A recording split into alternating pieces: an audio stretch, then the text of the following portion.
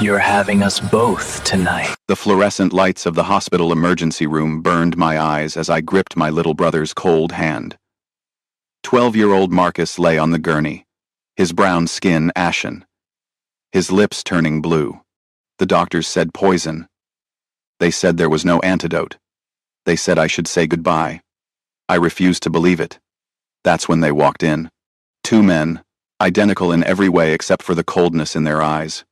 Both tall, both devastatingly handsome with sharp Korean features and black suits that screamed money and danger. The one on the left had a scar running through his eyebrow. The one on the right wore a silver ring on his thumb. They didn't ask permission. They simply entered, and the doctors scattered like roaches when the lights come on. The scarred one. He pulled out a small vial from his jacket pocket. Clear liquid that caught the light. "We have the antidote," he said, his accent thick, but his English perfect. I stood up so fast my chair clattered backward. "Give it to him. Please. I'll do anything." The other one. The one with the ring. He smiled. It wasn't a kind smile. "These never. The ring he smile. These never one have him. The ring him with faces. Anything is a dangerous word, Mia." "How did he know my name?" "Your stepfather sends his regards." The scarred one continued. "He's the one who poisoned the boy. Needed to make sure you'd cooperate." The world tilted. Robert. That bastard Robert poisoned Marcus. "Cooperate with what?" My voice came out as a whisper. They moved closer, flanking me on both sides. I could smell expensive cologne and something darker. Gunpowder, maybe. Blood. The one with the ring leaned down, his lips almost touching my ear. "Tonight?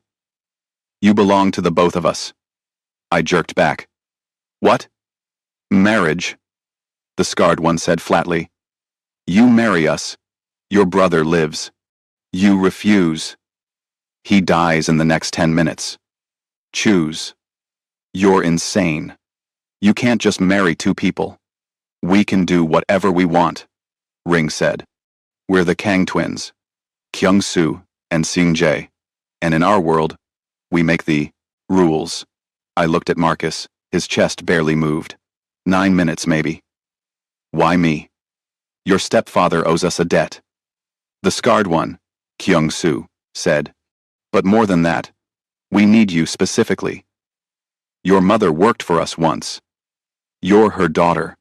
That makes you valuable." My mother. Dead for just 1 week. Killed in a hit and run that the police said was an accident, but felt like murder in my gut. Sign the contract, save your brother, and maybe find out what really happened to your mother, Seung-jae said softly. That was the hook that caught me. That was the bait I couldn't refuse. Where do I sign?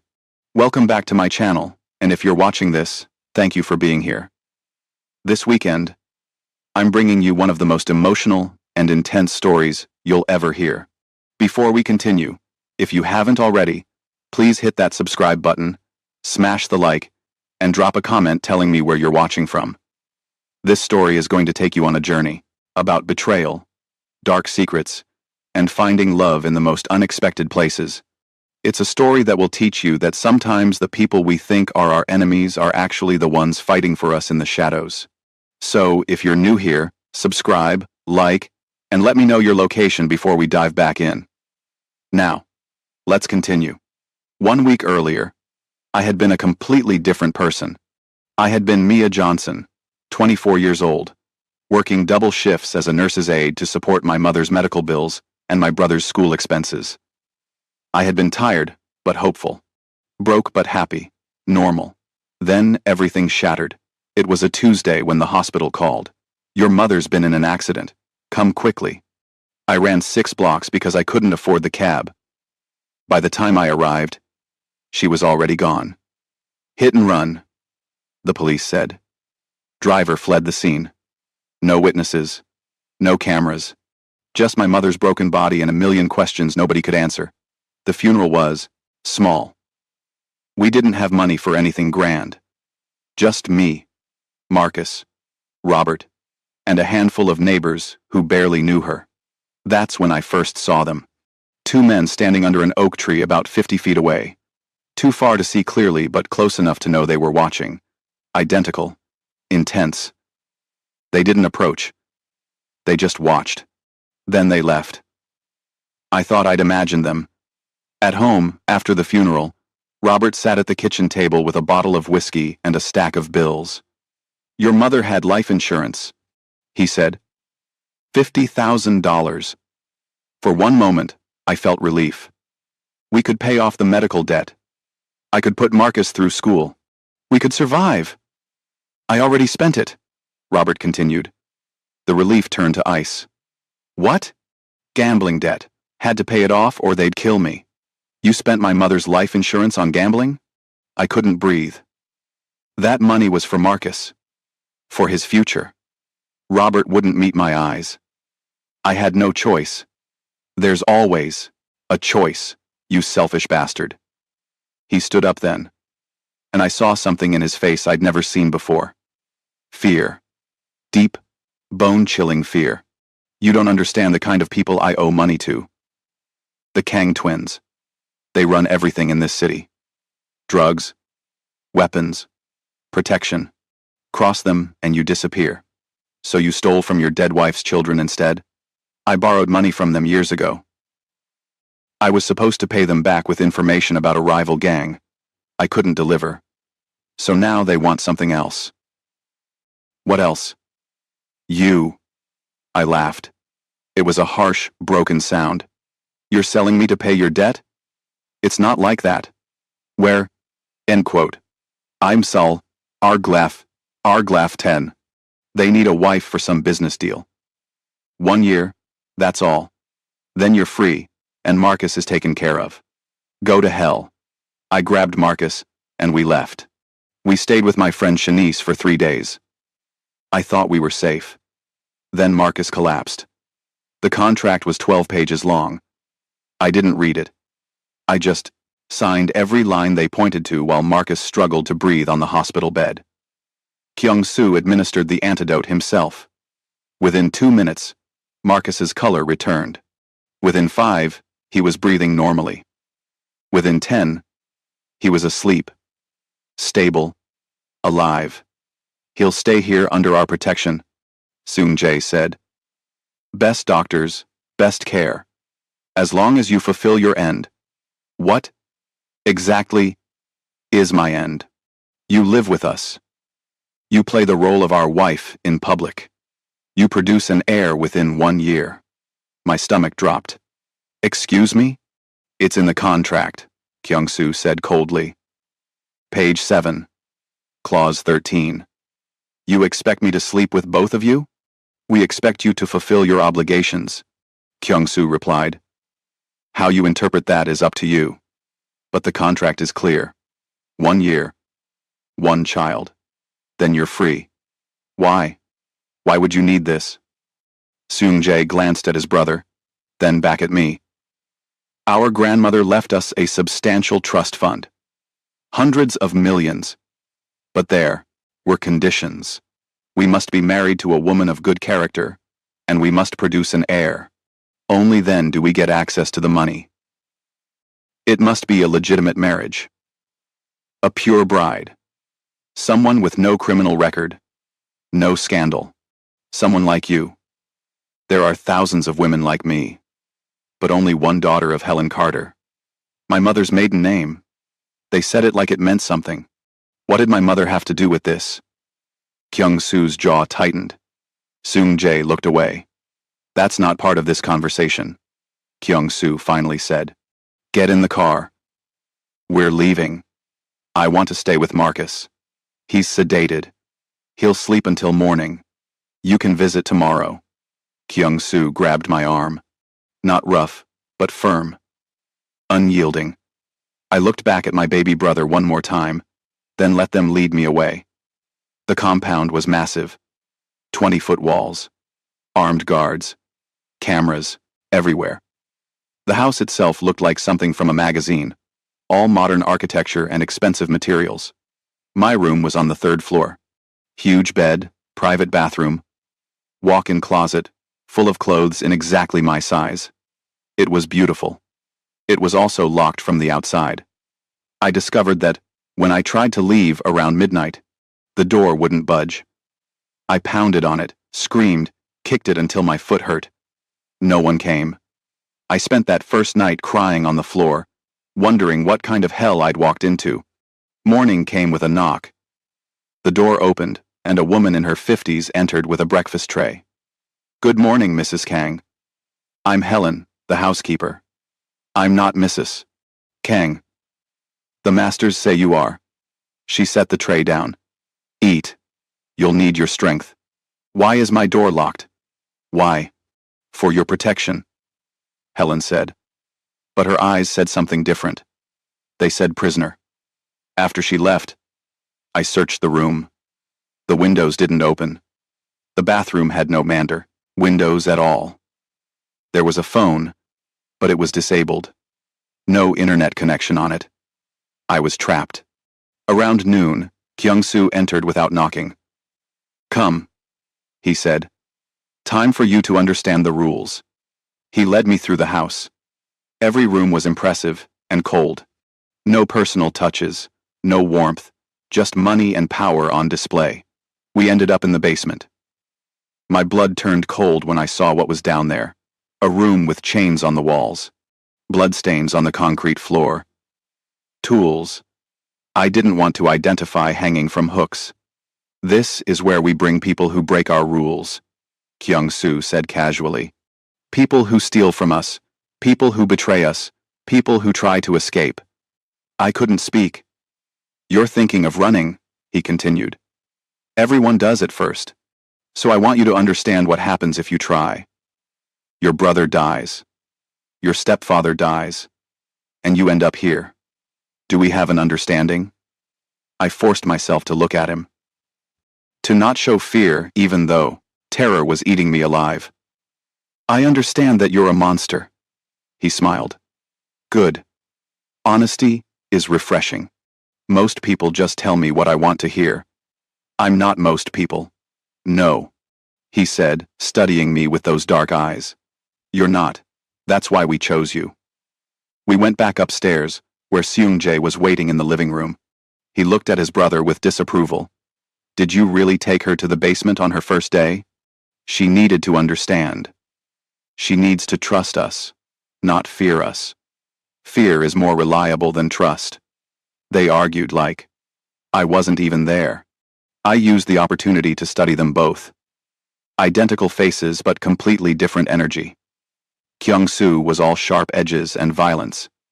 Seung-jae was smoother, more controlled, dangerous in a different way. "Can I see my brother?" I interrupted.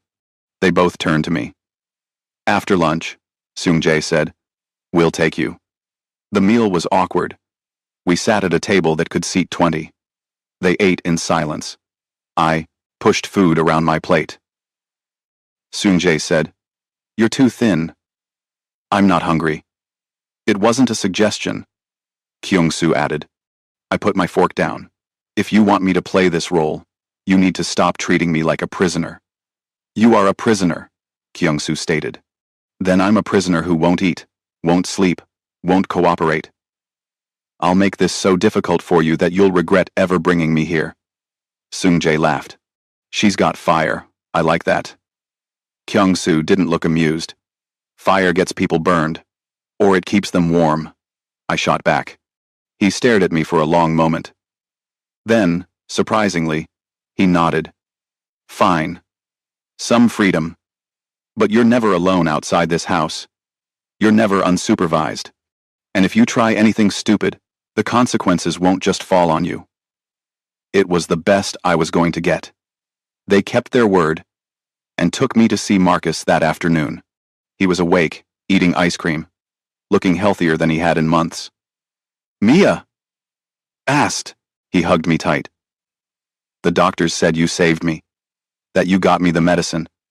I held him and tried not to cry. "Of course I did. You're my whole world." "Who are they?" Marcus whispered, looking at the twins who waited by the door. "Friends." I lied. "They're helping us. They have the same car." My heart stopped. "What car?" The one from the day Mom died, black with silver wheels.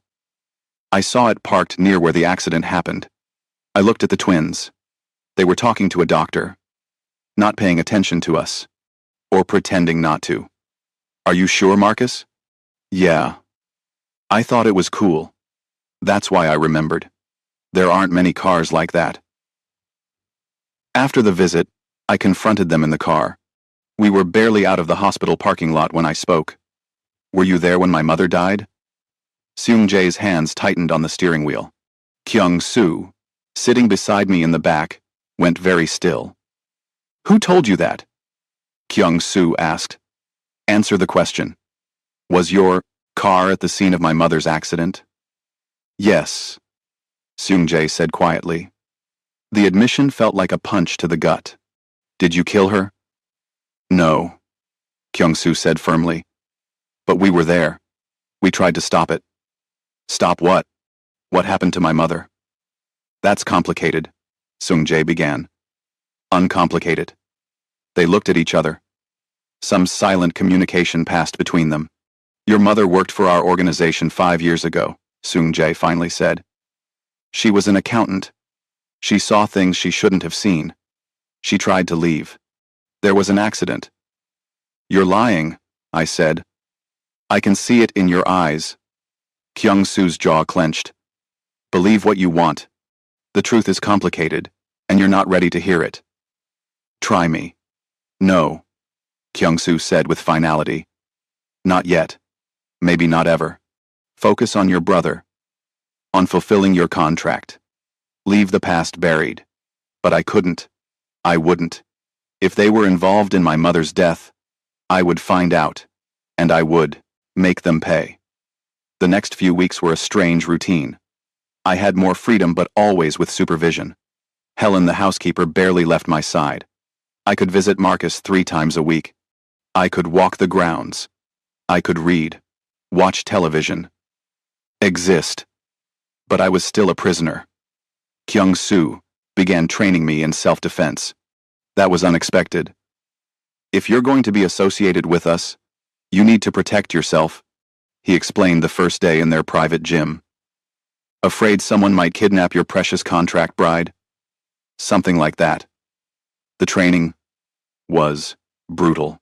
Kyung-soo didn't go easy on me because I was a woman or because I was small. He threw me, flipped me, pinned me, until I learned to counter. My body was covered in bruises, but I got stronger, faster, more confident. One day, 3 weeks in, I actually managed to break his hold and flip him onto his back. I ended up on top of him, both of us breathing hard, sweating, close. Good, he said. His voice was rougher than usual. I should have moved, should have stood up. Instead, I stayed there, looking down at him, seeing him as something other than my captor, for the first time. He was scared. Under the cold exterior and the violence, there were scars. Dozens of them across his chest and arms. Some looked like burns, others like cuts, deep ones. Who hurt you? The question came out before I could stop it. His expression closed off. Get up. Kyung-soo, I said, get up. I rolled off him. He stood, grabbed a towel, walked away without another word. But I'd seen something in his eyes. Pain. Old pain that had never healed. Seung-jae was different. Where Kyung-soo was all aggression and control, Seung-jae was subtle. Manipulative, in a quieter way. He'd find me reading, and sit nearby with his own book. He'd ask my opinion on things. He'd talk about art, music, philosophy. He treated me like a person, not property. I didn't trust it. One evening, he found me in the garden. It was the one place I felt almost peaceful. The sun was setting, painting everything gold and orange. Beautiful, isn't it? 2, Seung-jae said, sitting on the bench beside me. It's a cage, with pretty bars. Is that how you see this? As a cage? What else would I call it? He was quiet for a moment. A sanctuary, maybe. Protection from a world that wants to hurt you. The only thing hurting me is you and your brother. Are we? He turned to look at me. Marcus is alive. He's receiving the best medical care. He's safe. You're safe. Fed, clothed, educated in how to protect yourself. Are those the actions of people trying to hurt you? You're keeping me prisoner. We're keeping you alive. From what? He hesitated. Then, there are people who would use you to get to us. People who would hurt you just because you're associated with us. The security, the restrictions, they're not about controlling you. They're about protecting you. I don't believe you. I know, he said, sadly. But maybe someday you will. He stood to leave, then paused. Your mother. Helen. I knew her. I shot to my feet. What? Before she married your stepfather. Before she had you and Marcus. She worked for our organization, as I said. But she was more than that, to me. What does that mean? I was in love with her. Soon-Jae said simply. She didn't love me back. She loved your real father. But I never stopped caring about her. When she died, part of me died too. He walked away before I could respond, leaving me with more questions than answers. That night, I couldn't sleep. My mind kept circling back to everything Soon-Jae had said. My mother knew them. Worked for them. Soon-Jae loved her. What else didn't I know about my mother's life? I decided to investigate. If they wouldn't tell me the truth, I'd find it myself. My mother had kept storage unit. After she died, Robert gave me the key, said he didn't want to deal with her junk. I'd been too grief-stricken to go through it. Now I needed to. Convincing Helen to take me there was surprisingly easy. I told her I needed to get some of my mother's things for Marcus. She agreed, as long as 2 guards came along. The storage unit was small and dusty. Boxes of old clothes, photo albums, documents. I searched through everything while pretending to just collect mementos. That's when I found it. A journal hidden in a box of old textbooks. My mother's handwriting filled the pages. Dates, names, numbers, transactions that looked suspicious. Notes about shipments and payments. And names I recognized, Kyung-soo, Soon-Jae, and someone called Director Kang. But there was more. Notes about discrepancies, money that didn't add up, shipments that disappeared. And on the last page, written in my mother's frantic handwriting, they're trafficking people. Girls. Young girls. I have to stop this. I have to go to the FBI. The journal was dated 1 week before her death. I smuggled it out in my purse. That night, alone in my locked room, I read every page 3 more times. My mother had discovered human trafficking in the Kang organization. She was going to expose them. Then she died in a convenient hit and run. The twins said they tried to stop it. But what if they caused it? What if they killed her to keep their secret safe? I had to know the truth. And I had to be smart about it. 2 days later, Soon-Jae announced there would be a gathering at the house. Other members of the organization. Business associates. Dangerous people. You'll be there as our wife? Kyung-soo said. You'll smile. You'll be charming. You'll make us look legitimate. And if I refuse? You won't, Soon-Jae said confidently. Because you want to see how our world works. You want answers.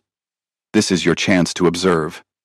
He was right, and I hated that he could read me so easily. The night of the gathering, they gave me a dress. Black, expensive, elegant. It fit perfectly. Helen did my hair and makeup. When I looked in the mirror, I barely recognized myself. I looked like I belonged in their world. That terrified me. The gathering was exactly what I expected. Men in expensive suits discussing money and power in coded language. Women who looked like arm candy but had calculating eyes. Everyone dangerous. Everyone playing a role. I played mine. I smiled at Kyung-soo's side. I made small talk. I laughed at terrible jokes. And I listened. In the corner, 2 men were talking quietly. I drifted closer, pretending to admire a painting. The director's getting sloppy, one said. That accountant should have been handled quietly. Instead, it turned into a whole mess. At least the twins cleaned it up, though I heard Seung-jae wanted to let her go. Too soft, that one. Kyung-soo's the smart one. He knew she had to die. My blood turned to ice. They were talking about my mother. They had to be. I moved away before they noticed me. Found a bathroom. Locked myself inside. And tried not to scream. Kyung-soo knew my mother had to die. Kyung-soo killed her. Or ordered it. Same thing. And I was living with him. Married to him. I wanted to vomit. When I came out, Seung-jae was waiting in the hallway. Are you all right? You look pale. I'm fine. Just needed air. He studied me with those two knowing eyes. What did you hear? Nothing. Mia, don't lie to me. Why? You've been lying to me since the day we met. You killed my mother. The words hung between us. Seung-jae's face went white. It's not what you think. Then tell me what it is. Tell me the truth for once in your life. He grabbed my arm, pulled me into an empty room, closed the door. We tried to save her, Kreese. We tried to save her. And, he said urgently. Your mother came to us. She told us about the trafficking. About our uncle running it under our father's protection. She begged us to help her stop it. And we were gathering evidence. We were going to take it to the authorities ourselves. But our uncle found out. He ordered the hit. By the time we got there, it was too late. Why should I believe you? Because I loved her, Seung-jae said, his voice breaking. Because I've spent the last year trying to gather enough evidence to destroy my uncle and everyone involved in that trafficking ring. Because I married you to keep you safe from the same fate.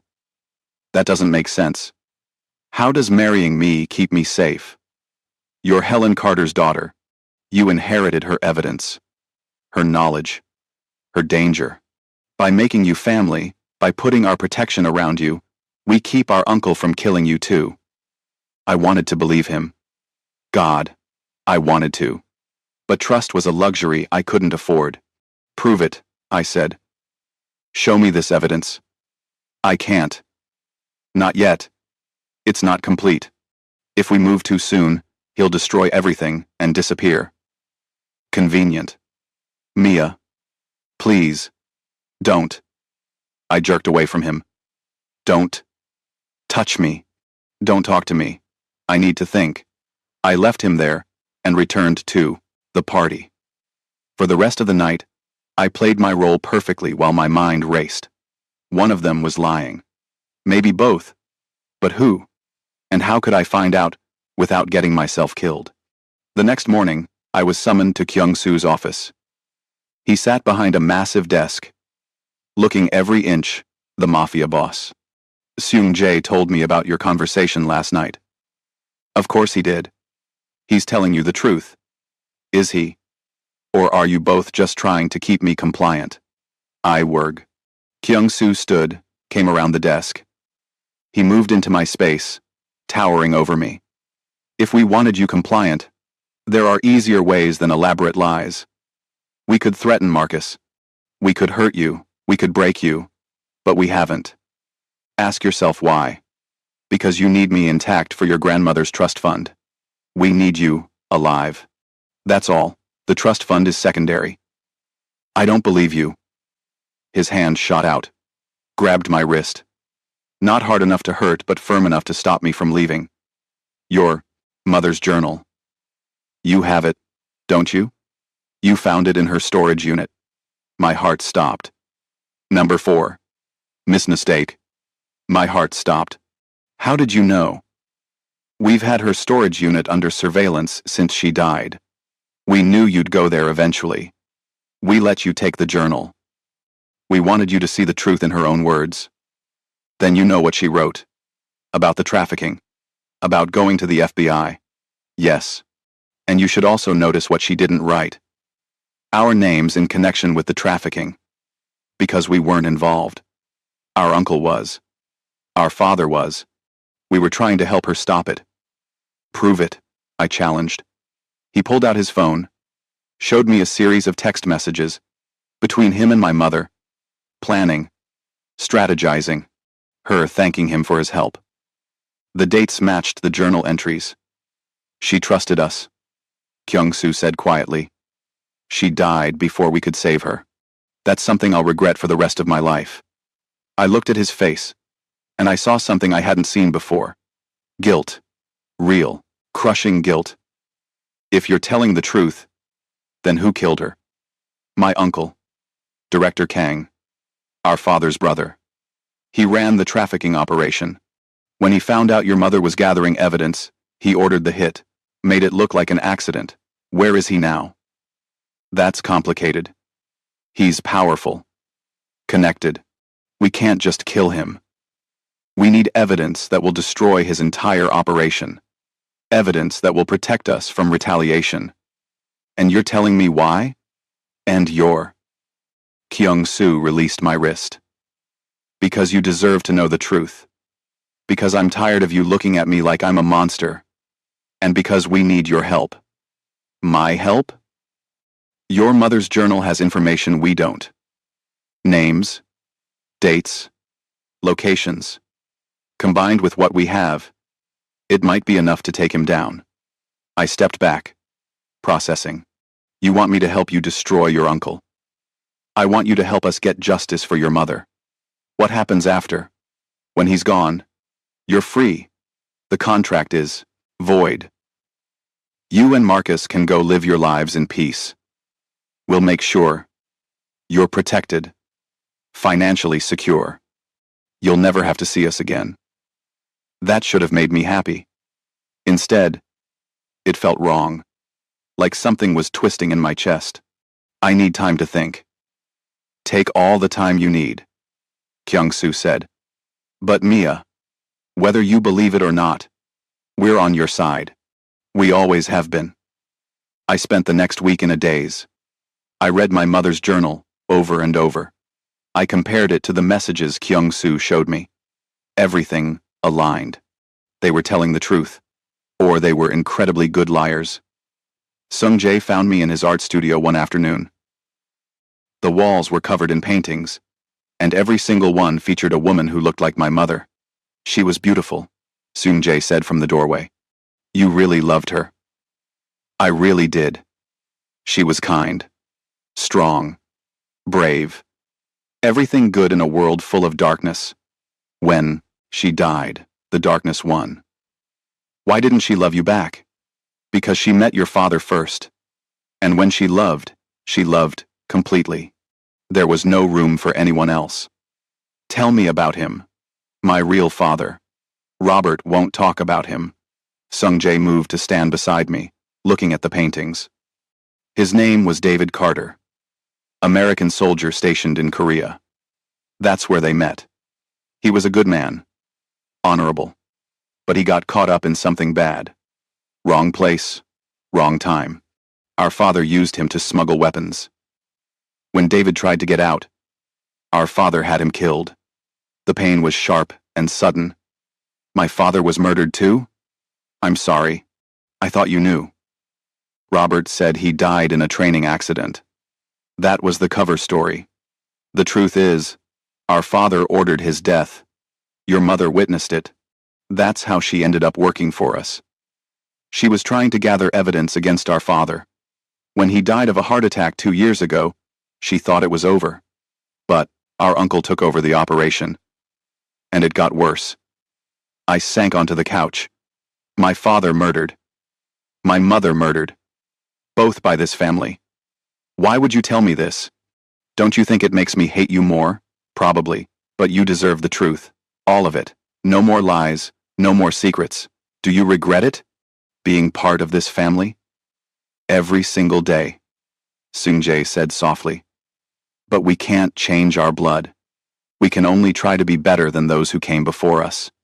That's why we need to stop our uncle. Break the cycle of violence. Make our organization legitimate.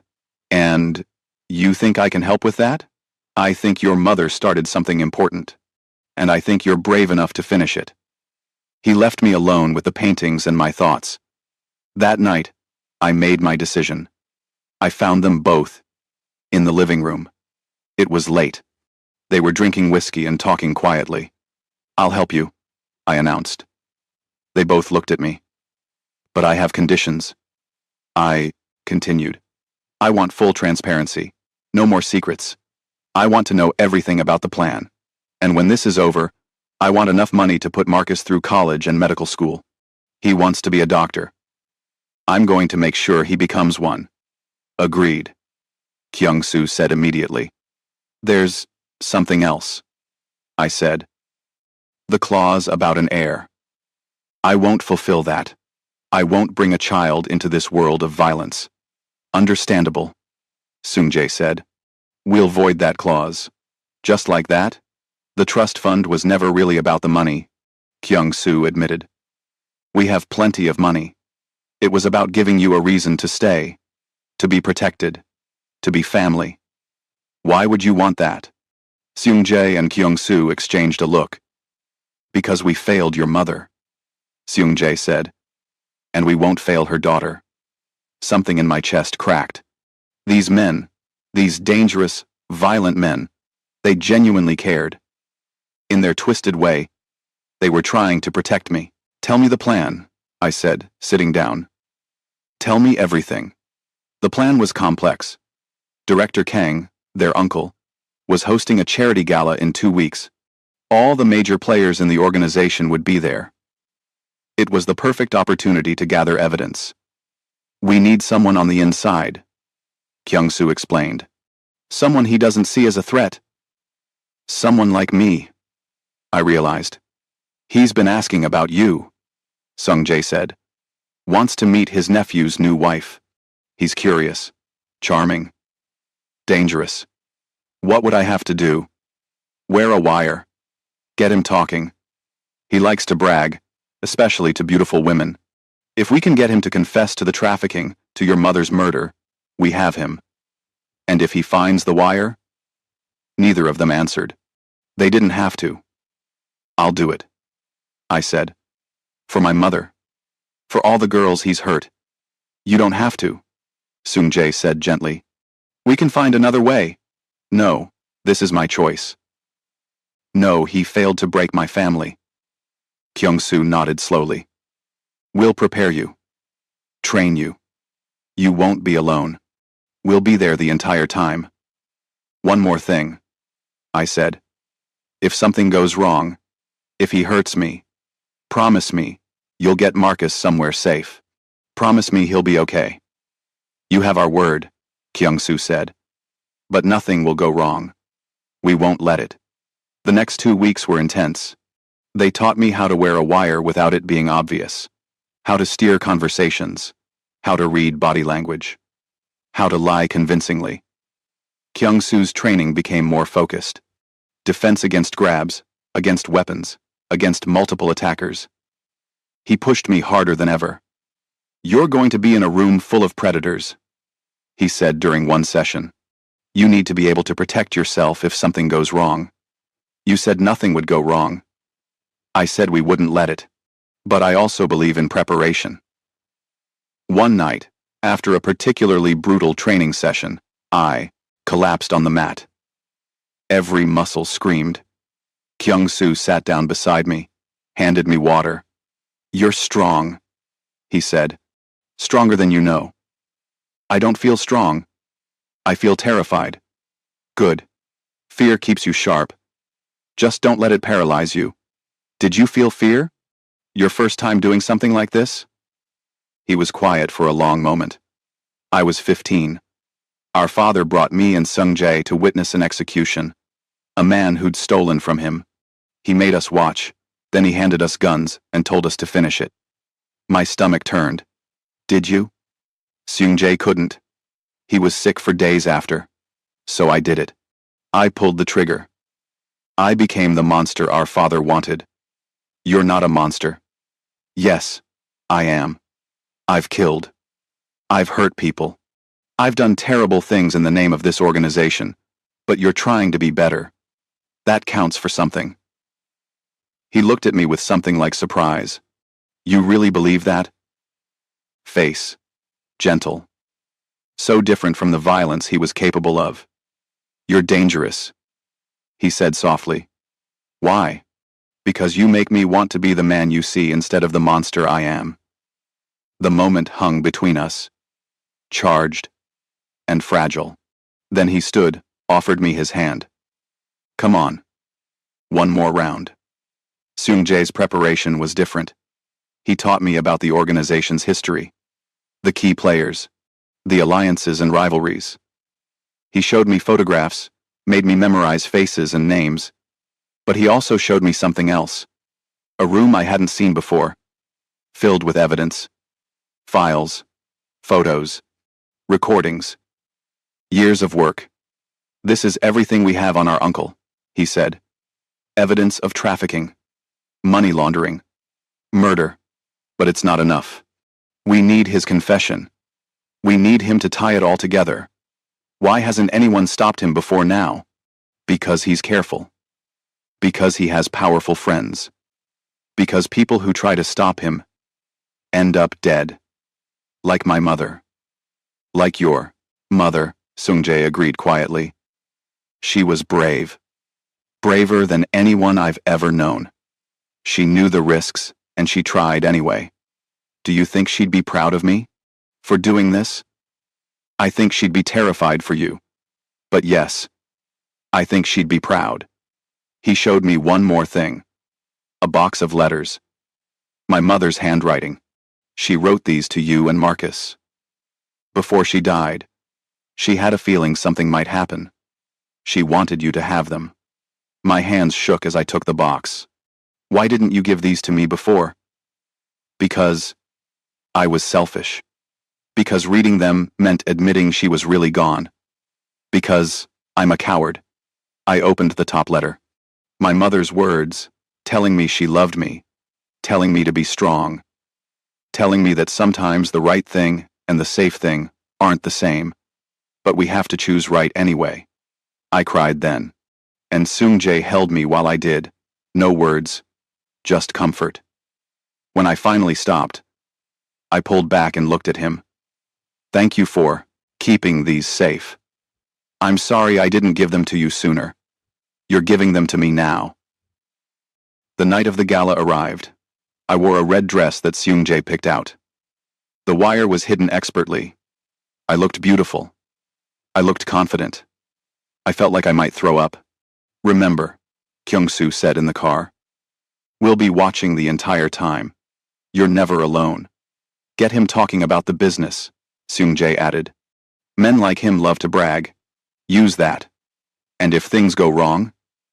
They won't, Kyung-soo said firmly. But if they do, say the word red. We'll extract you immediately. The gala was at a massive hotel downtown. Beautiful people in expensive clothes pretending to care about charity. The perfect cover for Dirty Money. Director Kang found me within minutes. He looked like an older version of the twins. Same sharp features. Same dark eyes. But where they had hardness, he had charm. Smooth. Practiced. Predatory. You must be Mia, he said, taking my hand and kissing it. My nephews have been hiding you from me. Not hiding. Just keeping me to themselves. He laughed. Greedy boys. But I understand. You're exquisite. Tell me, how does a beautiful American girl end up married to the Kang twins? Fate, I said with a smile I didn't feel. And a little bit of luck. Luck indeed. Come, let's talk. I want to know everything about the woman who tamed my wild nephews. He led me to a quieter corner. Brought me champagne. Sat close. Too close. They're not so wild, I said. Just misunderstood. Is that what they tell you? Misunderstood? He laughed again. They're their father's sons. Violence is in their blood. And what's in your blood, Director Kang? Ambition. Business sense. The ability to see opportunities where others see problems. What kind of opportunities? The five. What kind of opportunities? He leaned in, his breath smelling of alcohol and mint. The kind that make millions. The kind that weak men are too afraid to pursue. I'm not afraid of much, I said, playing my role. Tell me more. And he did. God help me. He did. He talked about shipments, about girls brought in from Southeast Asia, about how nobody cared about poor girls from poor countries, about profits and markets and supply chains, like he was discussing furniture instead of human beings. I wanted to kill him. But I smiled and nodded and asked questions. Your nephews, are they involved in this side of the business? His expression shifted. Colder. Why do you ask? Just curious. I want to understand my new family. My nephews are soft. Sentimental. They don't have the stomach for real business. That's why I run things. Is that why you had to handle that accountant problem yourself? The one from a few years ago? The temperature dropped. His hand clamped on my wrist. Why? Thank you for watching. And AC in 46. How do you know about that? I hear things. I'm a good listener. What else have you heard? That she was going to the FBI. That she had evidence that you stopped her permanently. His grip tightened. Pain shot up my arm. Who told you this? Nobody told me. I figured it out. That accountant was my mother, Helen Carter. Recognition flashed in his eyes. Then rage. You're Helen's daughter. The boys married Helen's daughter. He stood, yanking me up with him. Clever. Very clever. Did they think you'd be safe as their wife? Did they think I wouldn't touch you? Let go of me. No. I don't think I will. I think you're going to come with me. We're going to have a much longer conversation about what you know and who you've told. Red, I said clearly. Red. Red. Red. He backhanded me. My head snapped to the side. I tasted blood. Your wire isn't working, little girl. I've had jammers installed all over this room. Nobody's coming to save you. He started dragging me toward a side exit. I fought, but he was strong. People watched. Nobody helped. Then, Kyung-soo appeared. He moved like violence personified. One punch, and Director Kang released me. Another, and the older man was on the ground. Sung-jae grabbed me, pulled me behind him. You okay? He knows. About the wire. About everything. It's okay. We got what we needed. Director Kang stood, blood on his face, fury in his eyes. He pulled a gun. Everything slowed down. He aimed at me. Kyung-soo moved. The gun fired. Kyung-soo went down. I screamed. Sung-jae charged forward, tackled his uncle. They fought. The gun skittered across the floor. I ran to Kyung-soo. Blood. So much blood. He'd been shot in the chest. Stay with me. I begged. Please, stay with me. Protected you, he gasped. Finally protected someone. Don't you dare die. Don't you dare. Security swarmed in. Police. Someone pulled me away from Kyung-soo. I fought them.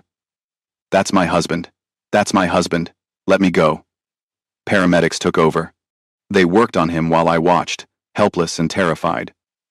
Sung-jae appeared, breathing hard. His uncle in, handcuffs behind him. He'll be okay, Sung-jae said, but his voice shook.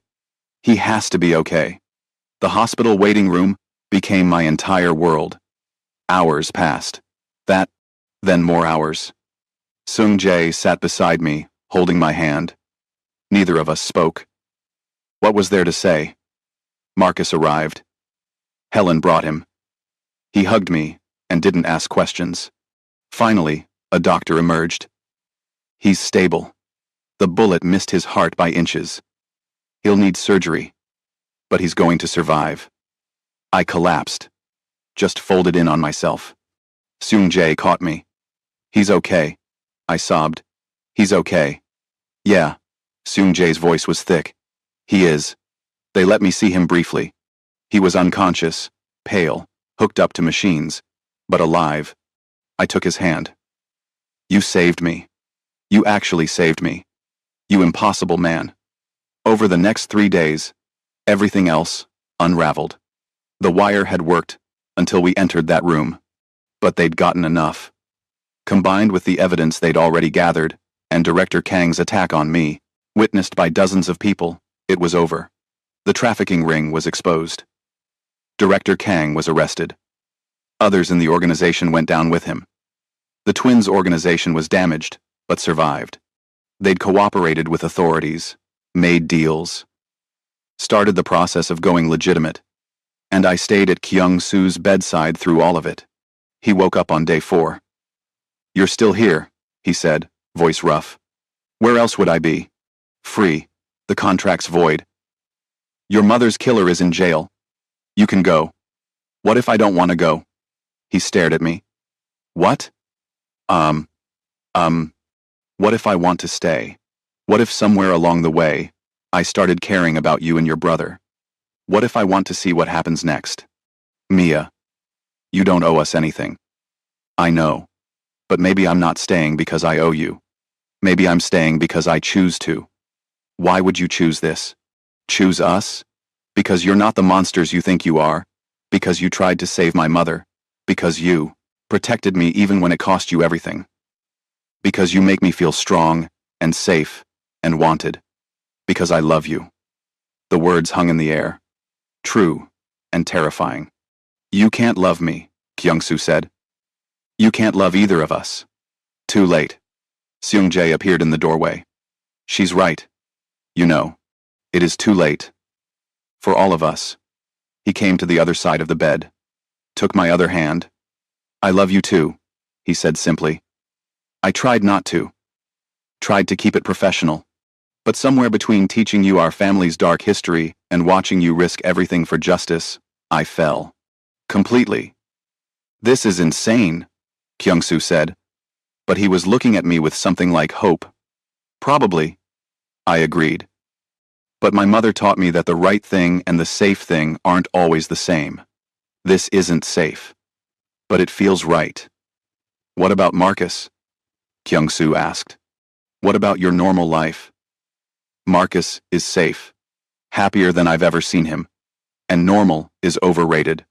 I'd rather have extraordinary, even if it's complicated. Kyung-Soo pulled me closer with his good arm, kissed me. Soft and careful and full of promise. When we broke apart, Seung-jae was smiling. The media is going to have a field day. Let them. We've survived worse. 3 months later, I stood in front of my mother's grave. Fresh flowers in my hands. The twins on either side of me. Kyung-Soo had recovered fully. The scar on his chest was just one more in his collection. But he smiled more now.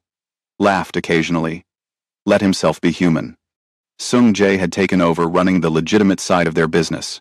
Art galleries, real estate, investments, using his brain for good instead of survival. And me? I'd become something I never expected. A partner. An equal.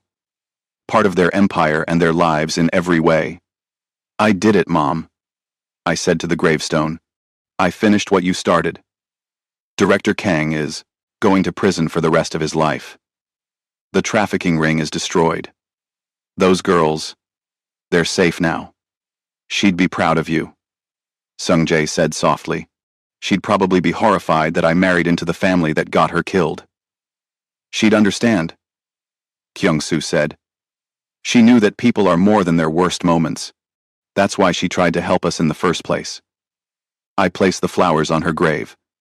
I miss you every day. But I'm okay. Better than okay. I found love in the darkest place. I found family. I found myself. Marcus ran up. 11 years old now, and full of energy. Can we go? I have practice in an hour. Yeah, we can go. As we walked back to the car, Marcus between Kyung-Soo and me, Seung-jae walking beside us, I realized something. This wasn't the life I'd planned. It wasn't safe or normal or conventional. But it was mine. And it was real. and it was filled with people who loved me, and who I loved in return. My mother once wrote in her letter that love finds us in unexpected places, that sometimes our greatest blessings come wrapped in the strangest packages. She was right. Tonight, I didn't belong to both of them because I was forced to. I belong to both of them because I chose to. Because they chose me. Because somehow, against all odds, we'd built something beautiful out of tragedy. And that was enough. That was everything.